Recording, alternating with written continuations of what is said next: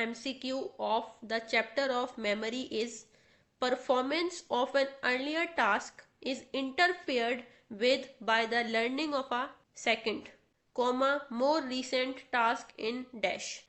29th MCQ जो है memory chapter का वो क्या है, उसकी स्टेटमेंट कि एक अर्लियर टास्क है, मतलब आपके पास यहाँ दो टास्क हैं, ठीक है। सिचुएशन को इमेजिन करें, दो टास्क हैं आपके पास, एक वो टास्क या एक वो परफॉर्मेंस थी आपकी मेमोरी में जो कि आपने बहुत पहले की थी, ठीक है। एक आपका वो मटेरियल है या वो लर्निंग है या वो परफॉर्मेंस है जो कि बहुत पहले की हुई है, तो वो अब आपकी मेमोरी में वो इंफॉर्मेशन मौजूद है। एक लर्निंग वो है जो अभी आपने रिसेंटली ही की है, मतलब कोई ऐसी परफॉर्मेंस या ऐसी लर्निंग, कोई ऐसा मटेरियल आपने लर्न किया है या कोई ऐसी एक्टिविटी परफॉर्म की है जो कि आपने रिसेंटली की है। तो अब आपकी मेमोरी में इस टाइम दो इंफॉर्मेशन मौजूद है, एक बहुत पुरानी वाली परफॉर्मेंस की इंफॉर्मेशन मौजूद है आपकी मेमोरी में, और एक अभी रिसेंट जो इंफॉर्मेशन है वो मौजूद है। तो अब ये दोनों इंफॉर्मेशन क्या करती हैं, एक दूसरे को इंटरफेयर कर रही होती हैं। अब हमने यहाँ पे बताना है, इस स्टेटमेंट में क्या पूछा हुआ है कि जब आपकी पुरानी वाली इंफॉर्मेशन, मतलब वो अर्लियर टास्क की इंफॉर्मेशन आपकी न्यू टास्क की इंफॉर्मेशन को रिकॉल होने नहीं दे रही, पुरानी वाली इंफॉर्मेशन जो है वो इंटरफेयर कर रही है न्यू वाली इंफॉर्मेशन को रिकॉल होने में। मतलब आपसे जो है वो आपकी कल की परफॉर्मेंस के बारे में पूछा जा रहा है कि आपकी कल की जो है वो परफॉर्मेंस कैसी रही, या आपने जो कल मटेरियल रिमेंबर किया या मेमोराइज किया वो आपको याद है या नहीं। लेकिन आपकी मेमोरी में कौन सा इंफॉर्मेशन रिकॉल हो रही है, बहुत पुरानी वाली, ठीक है, जो आपकी ऑलरेडी आपने किसी जमाने में की थी वो परफॉर्मेंस, तो उसकी इंफॉर्मेशन आप रिकॉल कर रहे हो, जबकि आपसे कल के बारे में पूछा जा रहा है। तो इसको क्या कहा जाता है? ऑप्शन ए है प्रोएक्टिव फैसिलिटेशन। प्रोएक्टिव फैसिलिटेशन इसको नहीं कहा जाता। प्रोएक्टिव फैसिलिटेशन क्या होता है? यहाँ पे आपको दो ऑप्शंस गिवन है, एक है प्रोएक्टिव फैसिलिटेशन, एक है रेट्रोएक्टिव फैसिलिटेशन। अब मैं पहले आपको इन दोनों का कॉन्सेप्ट बता दूं कि फैसिलिटेशन क्या होता है और प्रोएक्टिव और रेट्रोएक्टिव फैसिलिटेशन हम किसे कहते हैं। अगर हम फैसिलिटेशन की बात करें कि फैसिलिटेशन क्या होता है, फैसिलिटेशन एक प्रोसेस है, एक ऐसा प्रोसेस जिसमें एक इंडिविजुअल, जिसको हम फैसिलिटेटर कहते हैं, वो क्या करता है, वो अपनी टीम को, अपने ग्रुप मेंबर्स को जो है वो गाइडेंस प्रोवाइड करता है या उनको डायरेक्ट कर रहा होता है, उनको डायरेक्शंस प्रोवाइड करता है। किस सेंस में? कि जिस प्रोजेक्ट पे वो काम कर रहे हैं या जिस स्पेसिफिक गोल को या आउटकम को वो अचीव करना चाहता है वो टीम या वो ग्रुप, तो उस ग्रुप का एक फैसिलिटेटर है जो क्या करेगा, उस पूरे ग्रुप को, उस पूरी टीम को उस गोल को कैसे अचीव करना है उसके बारे में उनको डायरेक्शंस प्रोवाइड करेगा, उनको गाइडेंस प्रोवाइड करेगा। इस प्रोसेस को कहा जाता है फैसिलिटेशन। अब ये प्रोएक्टिव फैसिलिटेशन और रेट्रोएक्टिव फैसिलिटेशन क्या होता है? प्रोएक्टिव फैसिलिटेशन में क्या होता है कि जो फैसिलिटेटर है वो अपनी टीम को जो है वो इन एडवांस उस प्रोजेक्ट के बारे में या उस इवेंट के बारे में गाइड कर रहा होता है। इसकी एग्जाम्पल लेके हम इन दोनों को समझ लेते हैं, प्रोएक्टिव और रेट्रोएक्टिव को। प्रोएक्टिव फैसिलिटेशन अभी मैं आपको बता रही हूँ, इसकी एग्जाम्पल हम ये ले सकते हैं कि एक प्रोजेक्ट मैनेजर है, वो एक सॉफ्टवेयर जो है या एक एप्लीकेशन जो है वो डेवलप करना चाहता है।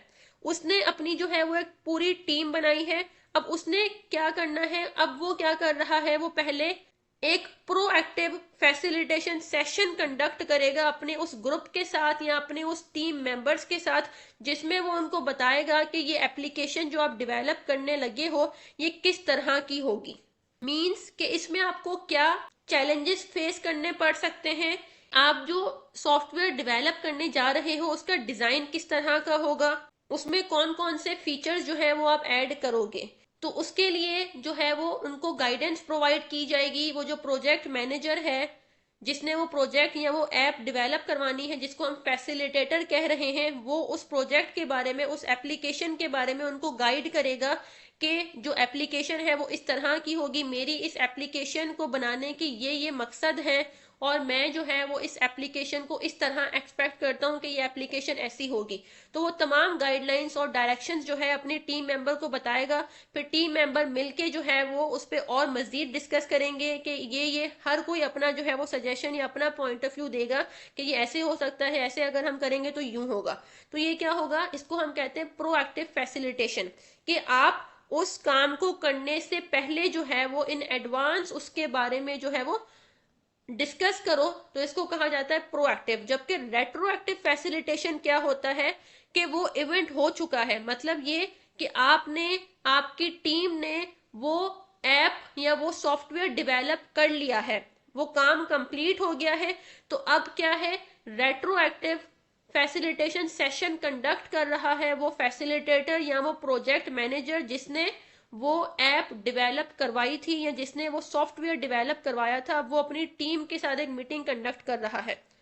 उसमें क्या करेंगे, अब वो उसमें ये डिस्कस करेंगे कि हमने जो ऐप डेवलप की है उस पर कितने व्यूज आए हैं, उसको लोगों ने कितना पसंद किया, या वो कौन सी चीजें थी जो कि हमें नहीं करनी चाहिए थी, या हमें कौन सी स्ट्रेटजीज का यूज करना चाहिए था जिससे वो चीज और बेहतर हो सकती थी। मतलब ये कि वो अपने फ्यूचर के लिए जो है वो फ्यूचर में अगर कोई ऐप डेवलप करेंगे तो उनको कौन कौन सी चीजें जो है वो इम्प्रूव करनी होंगी। तो रेट्रोएक्टिव फैसिलिटेशन इसमें हेल्प करता है। जबकि प्रोएक्टिव फैसिलिटेशन जो है वो हमें हेल्प करता है कि आप इसमें क्या करते हो, प्रोएक्टिव फैसिलिटेशन के अंदर आप फ्यूचर के लिए प्लान कर रहे हो कि हमारा जो काम है वो किस तरह का होगा।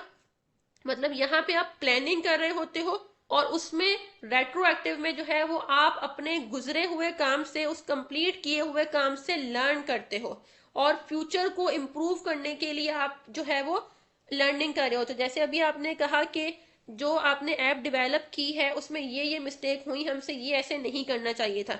तो आप क्या करोगे, जब आप फ्यूचर में वापस कोई ऐप डेवलप करने लगोगे तो आप जो है वो उन फैक्टर्स को कीप इन माइंड रखोगे कि लास्ट टाइम हमसे ये मिस्टेक हुई थी, अब नेक्स्ट टाइम हमने ये नहीं करना। तो रेट्रोएक्टिव फैसिलिटेशन इस तरह हमें हेल्प आउट करता है। तो ये रेट्रोएक्टिव फैसिलिटेशन और प्रोएक्टिव फैसिलिटेशन जो है वो इस एमसीक्यू को सपोर्ट नहीं करता। ऑप्शन बी और डी देख लेते हैं। ऑप्शन बी क्या है, प्रोएक्टिव इनहिबिशन, और ऑप्शन डी है रेट्रोएक्टिव इनहिबिशन। प्रोएक्टिव इनहिबिशन और रेट्रोएक्टिव इनहिबिशन जो है ये इंटरफेरेंस थ्योरी जो है फॉरगेटिंग की उससे रिलेटेड है। प्रोएक्टिव इनहिबिशन को प्रोएक्टिव इंटरफेरेंस भी कहा जाता है, इसी तरह रेट्रोएक्टिव इनहिबिशन को रेट्रोएक्टिव इंटरफेरेंस भी कहा जाता है। प्रोएक्टिव इंटरफेरेंस में क्या होता है कि आपकी जो अर्ली इंफॉर्मेशन है वो आपकी न्यू इंफॉर्मेशन को रिकॉल होने नहीं दे रही होती। इसको कहा जाता है प्रोएक्टिव इंटरफेरेंस या फिर प्रोएक्टिव इनहिबिशन। और रेट्रोएक्टिव इनहिबिशन और रेट्रोएक्टिव इंटरफेरेंस इसको कहा जाता है कि जब आपकी नई इंफॉर्मेशन जो है, जो आपने रिसेंटली मेमोराइज की है, वो इंफॉर्मेशन आपकी पुरानी वाली इंफॉर्मेशन को रिकॉल होने नहीं दे रही होती, या पुरानी वाली इंफॉर्मेशन को इंटरफेयर कर रही होती है। इसको कहा जाता है रेट्रोएक्टिव इनहिबिशन या रेट्रोएक्टिव इंटरफेरेंस। तो यहां अगर हम देखें हमारी स्टेटमेंट भी यही है कि अर्लियर टास्क जो है उसकी जो परफॉर्मेंस है या उसकी जो लर्निंग है या उसकी जो इंफॉर्मेशन है वो आपकी रीसेंट टास्क की इंफॉर्मेशन को रिकॉल नहीं होने दे रही, रीसेंट टास्क की इंफॉर्मेशन को इंटरफेयर कर रही है। उस कॉन्सेप्ट को हम कहते हैं रेट्रोएक्टिव इनहिबिशन। सो इस एमसीक्यू का जो राइट ऑप्शन है वो है रेट्रोएक्टिव इनहिबिशन।